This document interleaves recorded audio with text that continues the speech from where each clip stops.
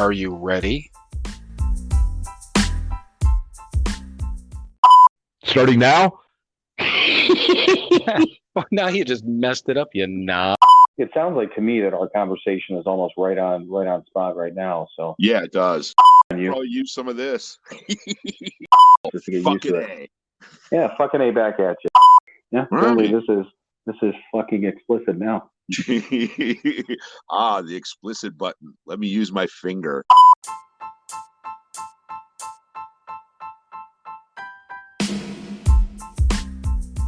It is time for another episode of Sober, Not Mature. And that episode starts now.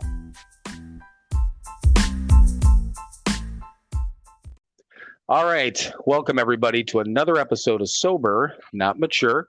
This is Bill, and I've actually got the other member of our cast with me today. So welcome and introduce yourself, young man.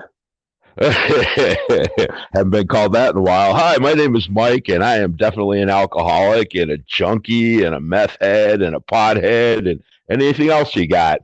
And you know what? We're going to hear all about that in a minute. And yeah, that's one of the things I obviously know Mike's story, but you guys are going to get a chance to hear it here in a minute. But before we start, this is Mike and I had talked for a few minutes beforehand here, and I got actually a couple of, I don't know, do you want to call them housekeeping items? Just call them announcements. I don't care what I call them, but Call them something.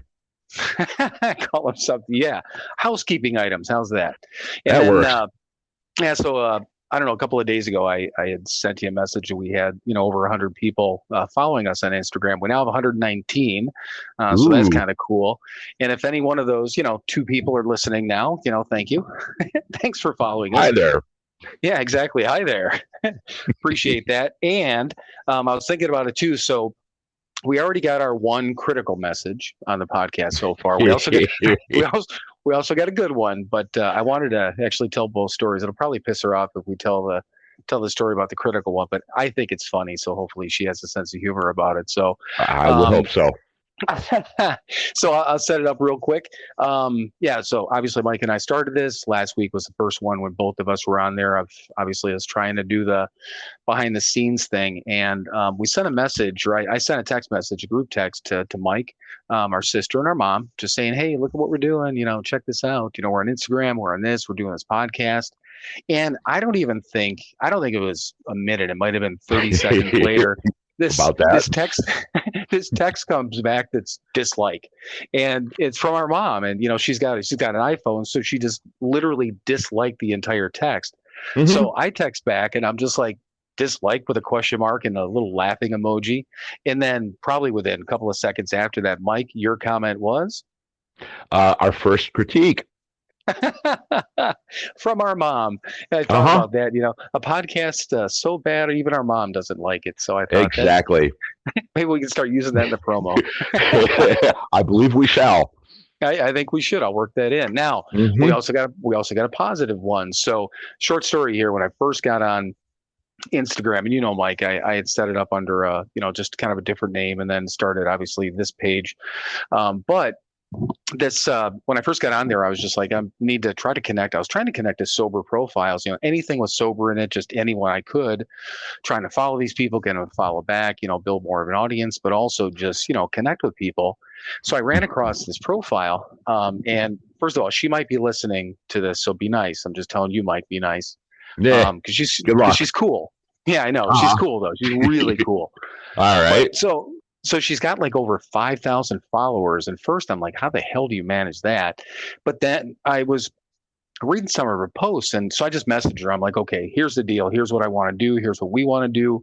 I don't know how to do it. So she gave me a ton of suggestions. And then we first started doing the promos in the first couple of episodes and all that stuff. She, was kind of critiquing everything and given me just advice on how to do all this stuff, which has been insanely helpful.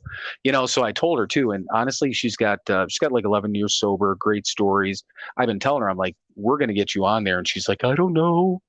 So I said, I'm going to keep gently nudging her. So if you're listening, this is another one of your gently nudging things. Nudge, nudge. Exactly. So she had posted about something and I responded to it. And she's like, oh, by the way, finally got a chance to, listen to the podcast this morning. And she's like, here was her comment. She's like, You guys sound really cute together. and that was my response. I laughed. I mean, literally out loud. And I messaged her back. And I'm like, good. That's exactly what we were hoping for, to sound cute together. So so there we go. Maybe that's a T-shirt. Hey, listen to us. We sound cute together. But I just thought, what a great thing to start out with. Two kind of funny things. But yeah, somebody's listening. I don't know who, but yeah, I kind of got a kick out of that. So all right. Obviously, a couple weeks ago I had a chance to kind of go through my story. Mike and I have followed obviously the same path pretty much since we got sober, but prior to that, completely different paths. And we both agree that there's no way in the world we ever would have met had it not been for this and had it not been for the Keating Center. So that's where we met. But obviously, Mike, take the time, tell your story, whatever you want to talk about. I'm just going to mute and take a quick nap here. Hey, do you have what do you want what do you want? Yeah, I've heard this story before. So, I mean, it's like a rerun for me. But so do you have like a horn in your room there that you can like blow when you're done, or what's going to be the, I'm not going to know you're done. I'll scream, wake up. Okay. That's perfect. And then, only one request. I'll say one word and you'll know what I mean. Pants. That's my only request. Okay. All right. Kids. It's all you. It's all me. I'm being selfish and self-centered. How could I like it any other way? All right. My name is J. Michael Harris. I have no problem saying that. Like my leads, I have absolutely no idea what I'm going to talk about here. Just going to tell my story. I was born in Detroit, Michigan in 1967. I just turned 55 years old. I was raised by a single mother. I could say this, she was an alcoholic, but she never did the work. She admitted it to herself and to me. And I certainly saw evidence of it. But she never did any of the work. She was aware of the program, but she didn't do anything, and she died fairly young as a direct result of this disease. Anyway, enough about her. I was raised, my dad, my biological father really wasn't in the picture. He took off when I was about 2 years old. I was pretty much raised by women, and didn't mind it. Usual story, right? I'm a liar, I'm a cheat, and I'm a thief. And I was those things long before I picked up a drink or a drug. I also always wanted to drink. I also always wanted to do drugs ever since I can remember. My family partied. They holidays and stuff. The majority of them got up for work the next day and did what they were supposed to do. But I would see these people having a really good time. Holidays, summer barbecues, all that good stuff. And I could not wait to join. Many of the houses that I spent my early childhood in had bars in them. And I remember being very young and playing behind the bar, pretending that I was drinking. Let me tell you a quick story. This is one that I use in my lead. Give you an idea of who I am. So I'm sitting at a bar, middle of the day, middle of the week, and I slid off the bar stool and went over to the jukebox, threw a few coins in, punched a few buttons, and got some tunes going. I climbed back up onto the bar stool, grabbed a couple swizzle sticks, and started working the beat out on the bar. And the old barfly sitting next to me, who was probably younger than I am now, leaned over to me and he said, "So, kid, you going to be a drummer when you grow up?" And I looked at him square in the eye and I said, "No, I'm going to be a rock star." I was 4 years old. Again, always wanted to drink, I also always wanted to be a musician. Music was a huge part of my life. I absolutely loved it. I remember laying in bed at 3 and 4 years old and making up songs in my head. Um, and I followed that path. Um, when I was a kid, this was the early 70s, and it didn't seem out of the ordinary to be in the band, right? The Monkees were on TV, the Partridge Family was on TV, Fat Albert, the Cosby Kids had a junkyard band. I mean, Lancelot Link, Secret Chimp had a band. Everything had a band. That was what you were supposed to do. And that's exactly what I did. I followed that path. Um, I grew up, I moved around a lot. Um, Again, mom was one of us, and so she did a lot of geographics. I went to like 3 different schools in second grade. Um, I moved around a lot. I'm also lighting a cigarette right now because I haven't given up everything. Okay. Uh, so we moved around. I went to school. I did normal things, but I never fit in. I was never comfortable.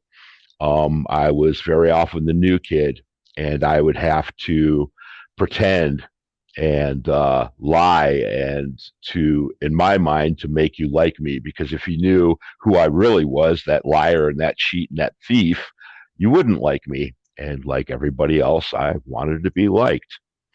I don't remember my first drink. Like I said, alcohol was pretty much always around. And it was very common to rub whiskey on a teething baby's gums. So I'm sure that was probably my first drink. But I do remember my first drunk.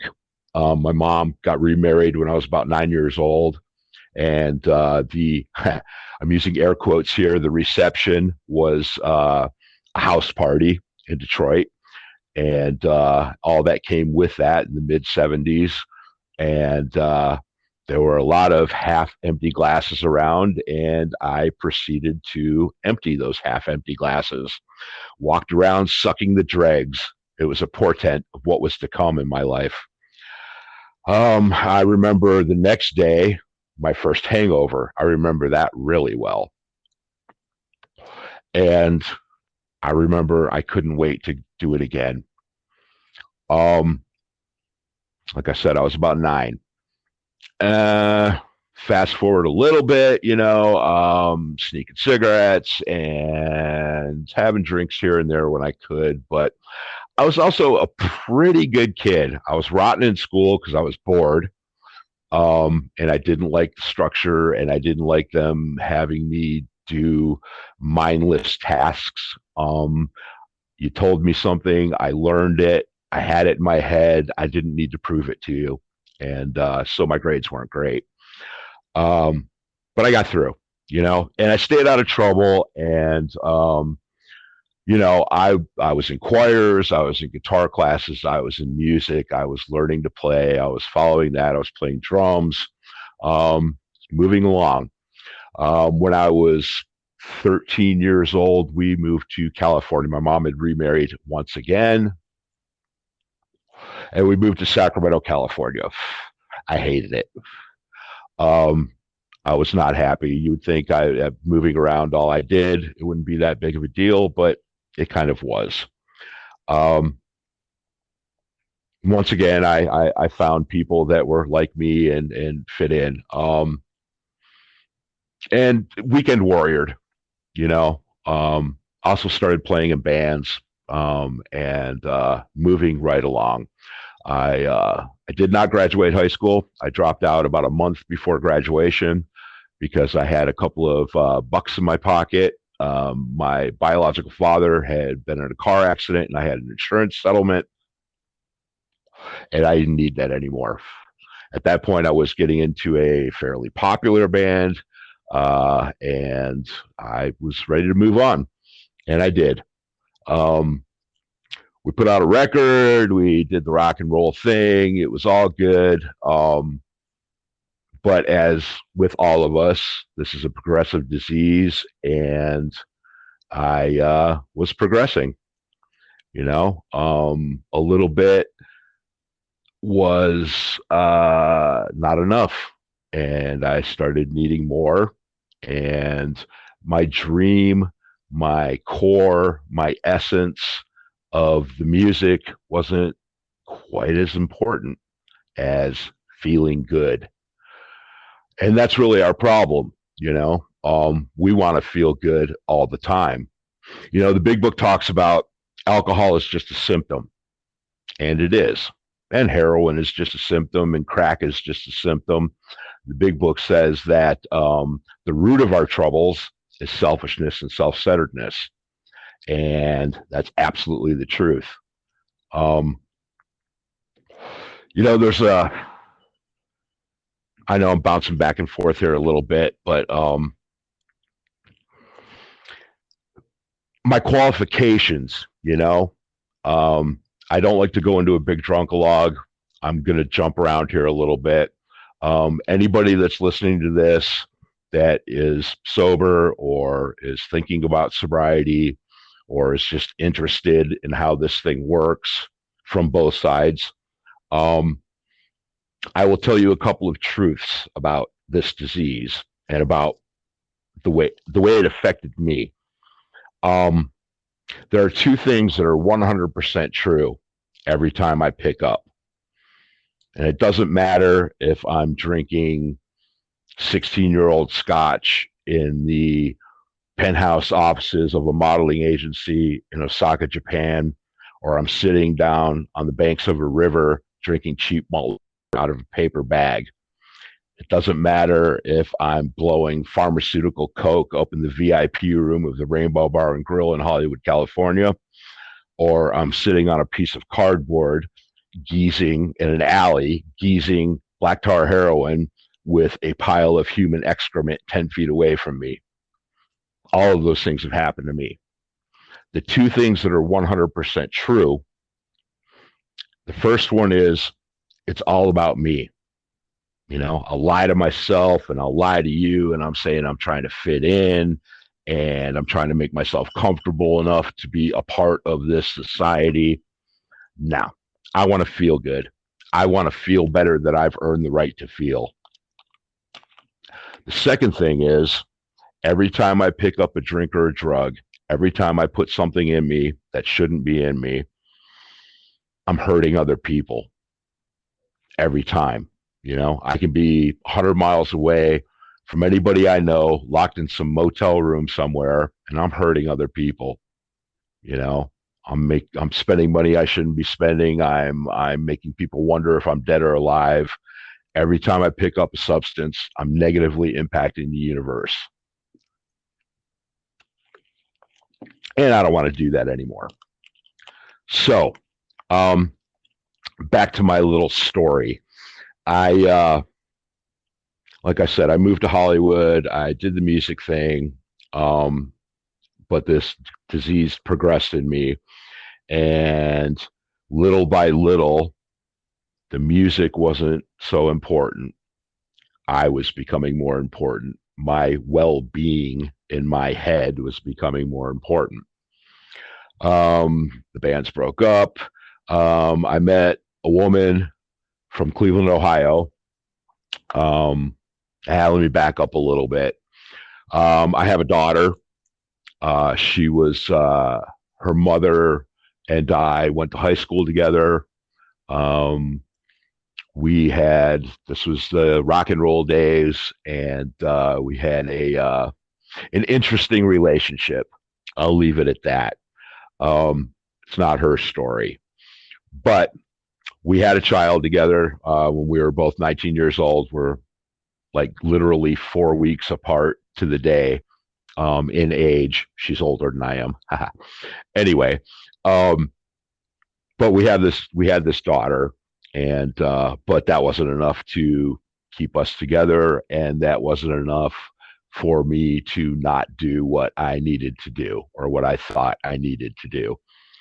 My daughter is now 35 years old, almost 36. She will come into the story later.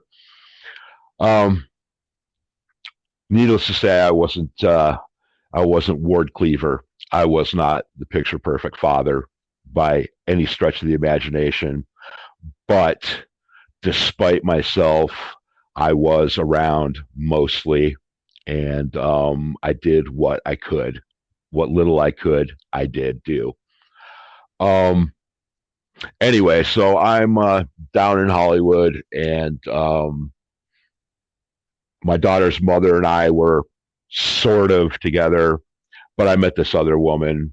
She was from Cleveland, Ohio. She was a fashion model. She sort of had her career going. My rock and roll days were starting to not be quite as important. And, there's if anybody out there knows the movie Spinal Tap, one of my absolute favorites, there's a scene in the end credits where the drummer's laying in the bathroom, and they ask him, what would he do if he wasn't in a band? And he says, well, if as long as I have the sex and the drugs, the rock and roll I could do without. And that was becoming my attitude, my dream, my core, my essence was fading. It was about having a good time. And the music, quite frankly, was starting to get in the way of that. So I met this woman, and I took her hostage, and we proceeded to travel the world with her career. I spent a couple of summers in Japan. I spent some time in Europe. We ended up moving to Manhattan. Lived there for about a year, and I didn't care about rock and roll all that much. She was making a lot of money, and I was spending it. At this point, though, it was still pretty much beer with maybe a half pint of whiskey, and I always had pot. I had gone through hard drug phases. I started that in high school. Sacramento County at the time was the methamphetamine capital of the world. We called it crank. There were more meth labs in Sacramento County per capita than any other place in the world. So we had really good, really cheap speed, and I took advantage of that. But I moved out of there, and I didn't need to do that. As long as I had my booze and my pot, I was fine. My ex-wife and I, we spent about 3.5, 4 years together. She got tired of my games, and she moved on. I ended up we had moved to Cleveland at that point. I moved back to California and proceeded to waste a lot of time. I got some Joe jobs, and I drank. That's what I did. And then I couldn't really handle that anymore. It was drinking. It was drinking. That was my full-time job. I ended up basically being homeless. A lot of time on people's couches, and at 30 years old, it really wasn't all that cute anymore. The people, my peers were getting their acts together and growing up and moving on and getting houses and families and careers. And I was still good time Charlie, and nobody wanted me around anymore. So I decided I had a problem, and I thought that problem was drinking. And if I could just stop, or better yet, control my drinking, maybe I could have some kind of life. So I went into rehab for the first time at about 30 years old, and it was in California. It was psychologically based. They did encourage us to go to 12-step meetings, but the main part of their program was things like getting in touch with your feelings, finding your inner child. Well, I was ruled by my feelings. I was angry, I got loaded. I was sad, I got loaded. I was happy, I got loaded. I was lonely, I got loaded. Me. Uh, as far as my inner child goes, I had never grown up. So I was very in touch with my inner child that wants to be taken care of, my inner child that demands to be taken care of, my inner child that wants to feel good all the time. Needless to say, that approach didn't work very well. I ended up getting kicked out because I got drunk, because I don't have a choice. I drink. I have to drink. Um, Around that time, I was in and out. I put together 30, 60, 90 days. I was around the program. I moved in with a guy who was in the program, got an apartment, got a job at Tower Records, and things were going okay. I was doing the marijuana maintenance program. I would smoke a bowl in the morning, go to work, smoke a bowl on the way home from work, and that worked out for about 6 months. I didn't drink, I didn't use anything harder, and it was okay, but I had no defense. And then I met a girl. Like I said, I was about 31 at the time. She was 21. I was the greeter at my Alcoholics Anonymous home group, and she came floating in, and she was beautiful, and I was in love. Now, she was at a meeting, and so she was attempting sobriety, sort of like I was, and but she was a heroin addict. Now, I had dabbled in heroin before. I had never shot it.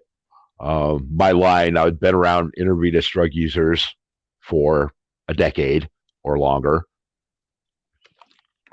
But my line was always, when the drugs came out and their needles came out, my line was always, God gave me enough holes to put drugs into my body. I don't need to make more.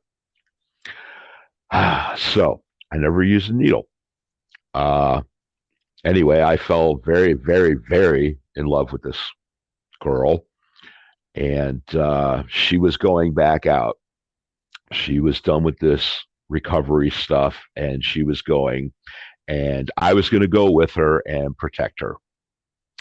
And I let her shoot me up for the first time, and it was wonderful. We very quickly ended up on the streets in San Francisco. She was selling her body to pay for our habits, and I was seriously thinking about getting a gun and knocking over some liquor stores. I thought that would be a very good idea. And somehow came to my senses and said, that's probably not the best course of action at this time.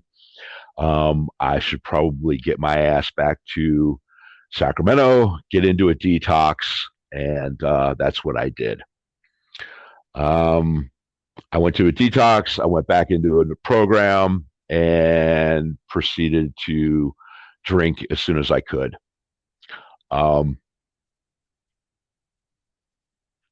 And I pretty much spent the next 10 years inside of a bottle. Nothing very memorable. I certainly can't remember much of it. Happened to that. I ended up getting into a program. I became homeless again. I went to the Salvation Army shelter because I had nowhere else to go. And they said, well, we have this program, and we'll try to get you into it. I spent about 11 months there, and I stayed dry. I didn't work any sort of program. It was very structured, and And it was literally, if you walked out the door to have a cigarette, you had to blow into a breathalyzer to walk back in the door. So strictly from fear of not having anywhere else to go, I stayed dry. I transitioned out of that into a Volunteers of America program, where we got our own little studio apartment, and we had to go to a few meetings a week. But basically, we were on our own. And within the first week of me being in that situation, I drank. And I proceeded to drink until I left there. I didn't get kicked out, but I left. In the meantime, because of this program, I went to truck driving school, and I got my CDL, and got a job, and went on the road. So I left that program and pretty much lived in my truck for a year, drinking. There was always a 12-pack of Budweiser in the back, and there was always a fifth of Wild Turkey in the back, always. Um, I didn't I didn't drink when I was driving. I'm not a maintenance drinker. I never was. Um, if I crack that beer and I pop that cork out of that bottle, I drink until I pass out. That's the kind of drinker I am. So I would get up in the morning and I would drive the truck. And then when I parked for the night, I opened up booze and drank till I passed out every night. I did that for a little while, about a year and a half or so. Got into an accident in a truck stop parking lot. I injured a man. I didn't know I did that. I was pulling out, and he was standing next to his truck, and my trailer pinned him between his truck and my trailer, and guess I hurt him pretty bad, and I didn't know. Off I drove. I ended up going to jail for about 4 months, in Virginia. I got off with a misdemeanor reckless driving, and came back to Cleveland. And because my daughter was here and her mom was here, and I didn't have anywhere else to go, so I came back to Cleveland, and continued to drink because I have no choice. It's what I do. We'll fast forward a few years. My daughter got pregnant. At this point, I had gotten a fairly decent job again, and she needed some help. So we moved in together. We got a little house, and I helped her out a little bit, but of course, I continued to drink. I lost that job, and my granddaughter was born. My granddaughter was born, and then I lost the job. At this point, I'm doing day labor. I'm going down and working 3, maybe 4 days a week, getting that $50 check, cashing it at the liquor store, getting a pack of cigarettes and a bottle of vodka, and taking care of myself because I'm selfish and I'm self-centered and I don't care about anybody else. In the meantime, my daughter is trying to take care of this baby. I am very, very, very little help. And I'm locked in my bedroom, pissing in jugs because I don't want to face her. The end. My last drink. It was a day that was no different than any other day. You know, I had gone down, I had done the day labor thing, went to the liquor store. They had my bottle sitting there for me. Cashed my check, paid for my booze, got my pack of cigarettes, got on the bus because, of course, I'd lost the car. Got on the bus with my quart of grapefruit juice that I poured half of it out and poured a pint of vodka into it to get me home. I got home that day, stopped at the beer store on the way home, grabbed 3 or 4 or 5 tall boys of malt liquor, Steel Reserve, and proceeded to go home. Now, usually that would be enough. Usually, you know, this day it wasn't. I apparently got it in my head that I needed some more vodka. So I proceeded to head to the liquor store. Now we had a very long, sloping, downward sloping driveway. Now, as I'm heading out to the liquor store, here's the pants. The pants apparently were all that important for me to pull all the way up. My pants were around my ankles. I did have underwear on. Now, I don't remember any of this. This was told to me later. I proceeded to try to make my way down the driveway with my pants around my ankles, and I would take a step and I would face plant into the concrete. And then I would get up and I would take another step or two and face plant into the concrete. But I needed another drink, and I'm keeping it on going because that's what we do. In the meantime, my daughter's standing on the porch holding my granddaughter, watching me do this to myself. She called an ambulance. They took me to the hospital, and they stitched me up, and they did a blood alcohol test on me, and apparently I was about 0.42 at that point. And I hadn't had a drink in an hour or so. And I'm talking and I'm answering questions and moving around, and yeah. And they asked me if I had a problem, if I needed any help. My answer to both of those questions was no. I don't have a problem. I don't need any help. I've got this. The next day, I'm getting ready to check out of the hospital because I don't need any help. I don't have any problem. And there's nothing else they can do for me. So they're sending me home. And the phone on the nightstand rings. And it's my daughter. And she says, "Dad, I love you, but I cannot watch you do this to yourself anymore. We've changed the locks on the door. You can't come home." Now, normally my first thought would be, I'll talk my way back in. And I probably could have in retrospect. I was getting ready to go get a drink. I never made it to the liquor store that night. I still had a few bucks in my pocket. I was going to go get a drink, and then I would head back to the house somehow, and I would talk my way back in. That's what I do. For some reason, it was my moment of clarity. I realized just how badly I was hurting her, and I didn't want to do it anymore, and I didn't know how to stop. So I called the nurse in and I said, "You know what? I do have a problem. I do need some help."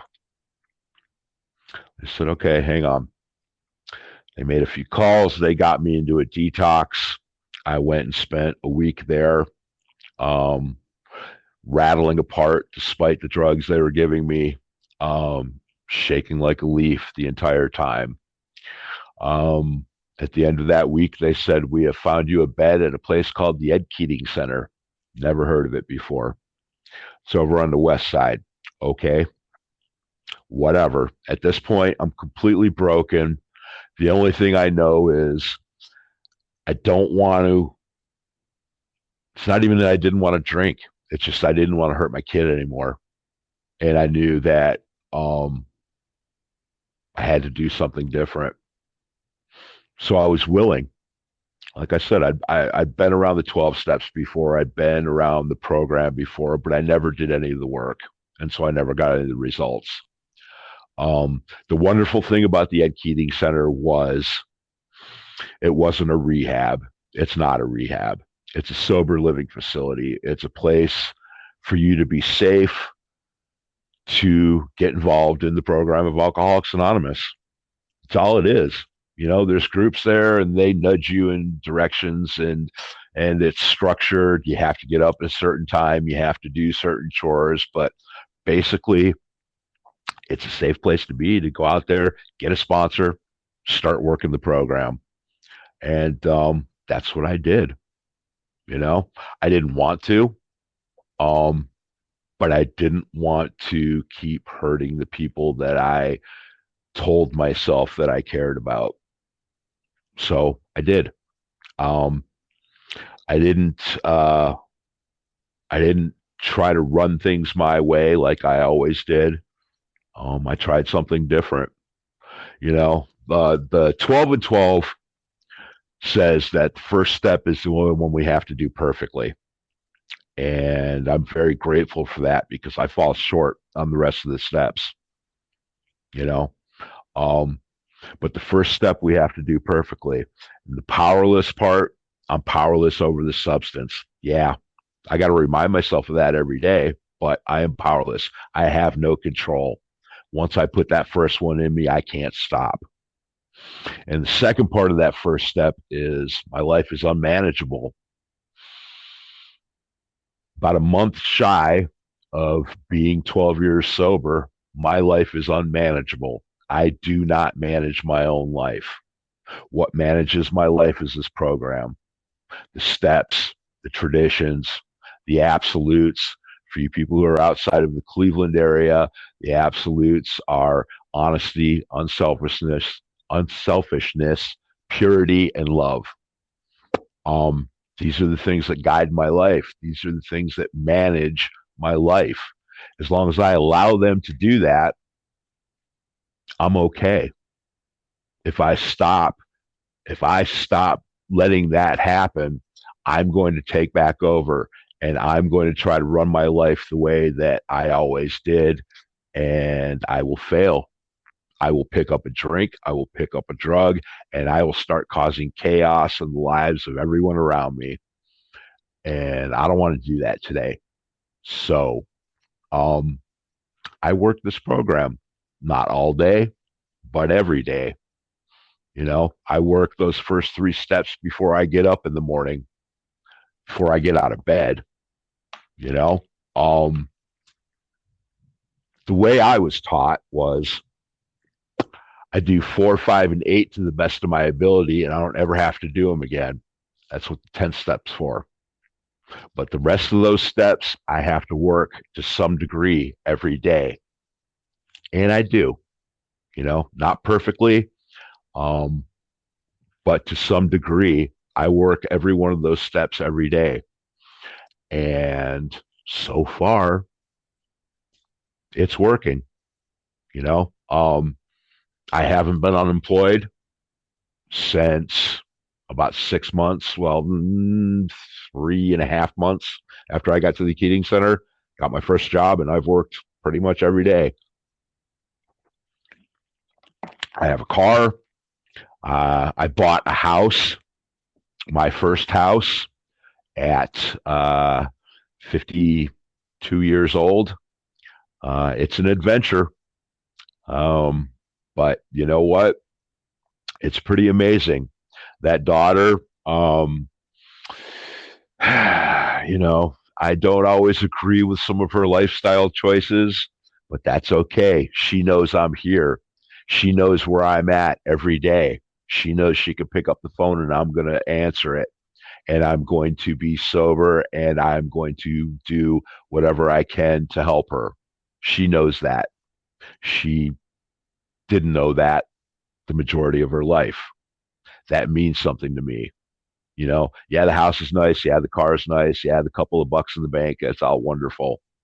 But the promise that I got from working this program, the peace and the serenity,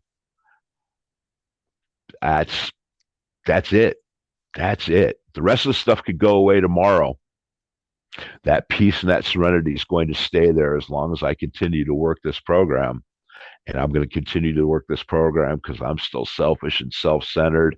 And I want that peace and that serenity because, quite frankly, it's better than any drink and any drug I've ever done. I'm comfortable in my own skin today. Finally, I don't need the substances anymore. Do I think about them? You bet your ass I do. Do I have the dreams? Mm-hmm. Had one about a week and a half ago. It was a doozy. And I woke up and I looked around and I went, I'm still sober. It's all right. And I got up and grabbed my meditation books and did what I had to do to stay sober that day. So that's my story. I live here in Cleveland, Ohio now. Like I said, I bought this house. I'm never moving again. I'm dying in this house because moving sucks. Um, if you continue to listen to this podcast, and I hope you do, you'll hear more little details here and there. But that's basically it, man. I'm a drunk. I'm a junkie. I'm a garden variety drunk. That's all I am. I'm not special. I'm not unique. And this program works because I work it. And I'm going to continue to work it. And now I'm starting to ramble. So, hey, Bill, wake up. What's funny is I actually, and I was trying to think about it. It's probably been, it might be 5 years, maybe even 6 years since I've heard you actually lead before. So, some of the stories that you told about, back in California days, I don't know that I've heard all of them. And for anyone that knows the two of us, I mean, usually the two of us are, one's telling a story, the other one's walking away because we've heard it 17 times. So, right. Yeah, but I mean the bits and pieces, and just so everyone knows, I mean the reason I brought up the whole pants thing to begin with, it's the first time I heard him tell that story. I mean, we laugh about it because it's fucking funny. and now we can laugh about it because you're not literally falling on your face anymore. But the reason I like it so much is because what happened that day and what it led you to, and that the story and the phone call from your daughter, that I know that story is leading into that, and it just, to me, it's powerful because I know where that led, so it's cool, and that's the reason. I joke with people, and there's a lot of friends we have over the years that they're like, why would you want him to tell that story? That's terrible. I'm like, no, it's not. It's beautiful. It's freaking beautiful. And I said, if you can see that, then you get the point, So, and that's again, Mike and I think along the same lines with stuff like that. So the other thing, and here's a cool part, and I'm really glad that you went, so deep into a lot of the 12-step and the AA stuff, because that's one of the things that I've kept a lot of the posts on Instagram kind of basic until we started doing this, because, there's a lot of people out there, and I've been listening to podcasts and things like that, and there's all these different things now that are just blowing up my mind in a really good way. I've made it very clear that, I owe my life to, AA and the 12-step program. And I live by that. I do the same thing that Mike does every single morning, almost to a T, but we read a couple of different things, but some of the same things. We start our day the same way, so we still do the same things. And, so he and I are very alike with that. Very militant is the only way that I can put it. But the other thing too is that I'm hearing all these different things, and I'm hearing the term, sober curious. I'm hearing gray area drinker. I'm hearing all these different things, and I'm like, wait, what is all this stuff? I'm hearing more about smart recovery and yoga, all these different things. Like when you were talking about the California thing, there's people that that still do that sort of thing, but the way that you mention it is, it didn't work for you doesn't mean it worked for somebody else. Right. And it reminded me, there was this dude and I probably told you about him. This dude in Madison, he was a badass former biker. And at the time when I moved there, I think he had been sober like 20 plus years. I mean, he'd been sober a long time, but I mean, the kind of guy when you walked up to him, you think you look scary. This motherfucker. I'm like, Jesus.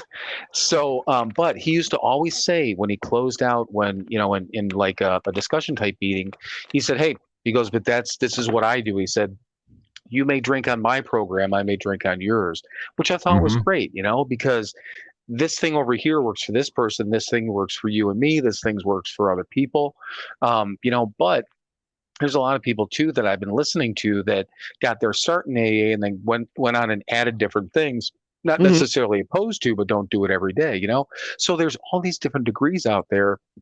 But I thought, man, I don't know. you always do a better job than I ever do explaining the AA sort of program. These are all Yeah. things that we're going to end up talking about. There's so many Mm-hmm. similarities that Mike and I have, but there's so many differences. And I can articulate certain things, but I can't articulate a lot of things. And every once in a while, I'm yeah.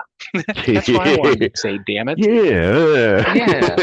Yeah. But no, I mean, and then the other, the only other thing that I wanted to say about explain just briefly geographic, because I think there's a lot of people that don't know what that means. I know what it means, but explain Mm-hmm. geographic, because you said your mom did a lot of geographics. Mm-hmm. And so did I. Yeah. Geographic is basically, the problems are, I'm in this location. The problems are piling up because of my behaviors. And so what I'm going to do is I'm going to leave this location and go to another location where I don't have all those problems. Except the problem with that is I take me with me. And so I start to build the same problems because I do the same thing because that's what we do. We're in a rut. We do the same things over and over, and it's the same with recovery. I just do different things now. Right. But yeah, but a geographic is just basically leaving your problems behind, thinking things are going to be better somewhere else. But the problem with that is we take us with us. Well, what's funny is it just made me think about it. Larry, for my stepdad, he used Mm-hmm. to always say, but he said it jokingly. He said, "No matter where you go, there you are." But he would say Right. it jokingly. It was kind of like his little dad joke type of thing. But I mean, Absolutely. that's what a geographic is. I mean, no matter where Mm-hmm. you go, there you are. So, There I am. but yeah, I mean, there was a lot of other little things in there. But yeah, I mean, like you said, there's if people do end up continuing to listen, which I hope they do too, because Yeah. it was. I mean, this was, to me, this is fun, and for everyone out there, this is fun. I mean, it's fun for both of us, and Mm-hmm. we hope that people listen, and we hope somebody takes a little nugget to it. But here's the raw truth to all this, and I'm not saying anything that Mike won't agree with. Is we're doing this as much for ourselves as we're doing it for anyone else, because Because we're alcoholics and that's what we do. right. But I just posted about this because when we got the 100 followers, I posted about this, and I'm like, I had goals when I joined Instagram. I mean, and part of it was to add another level to my recovery, Mm-hmm. and make meaningful connections. So I've accomplished those two things, and then I started seeing the followers build up. I'm like, ooh, then I want that too, So, So you're saying you want more? Yeah, exactly. And that was my point. That was my point of the post. But the other thing that I said, and I thought about it, then as I'm thinking about this, my little selfish, I want more, more, more. I'm like, Mm-hmm. damn, I can't even believe that there's 100 people. And I put this in the post. There's like now 119 people that are, if nothing else, curious to see what either I or you or we might say next. That Mm-hmm. floors me. That blows my mind. Yeah. I mean, it really does. So it's a humbling thing too. But yeah, I mean, this is a lot of fun. I mean, it truly is. It's fun for both of us, and I think that going forward, it'll be a little bit looser. And Mike and I were talking about that in the phone call we had before this, is that, we wanted to, I told my story, he told his story now. And, we can just basically get into, whatever pops into our head. And we Mm-hmm. spend a lot of time together, in some cases more than we wanted to, Uh-huh. Well, there was about a year there where we shared a bedroom in a house. Yeah, and that's a story in itself, because one of the most poignant things in my recovery happened in that house too. That the whole, yes, it's that simple thing. So I mean, there's all these different things we can talk about, but yeah, I mean, this has been cool. So anything else? I mean, anything else that you want to add? I mean, like I said, I enjoyed the shit out of your story. It's been a while. I'm serious, man. It's been a while. Right. It's been a while. No, I have nothing else. I am trained. For you guys that don't know, I've been doing group at the Keating Center for over 10 years now. And because of the pandemic, and actually they moved the men's facility to another location. So I haven't been able to do group for about 4 or 5 months now. And today was the first day I went back and did group. So I am really burnt. I am sick of hearing my own voice. Right. Well, you know what? There's probably at least 2 or 3 people out there that are sick of it too. Oh, I would hope.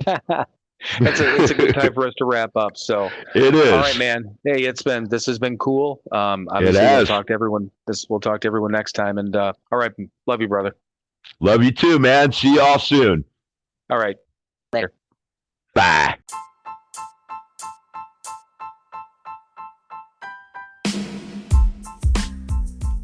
As always, thank you for joining us for another episode of Sober, Not Mature.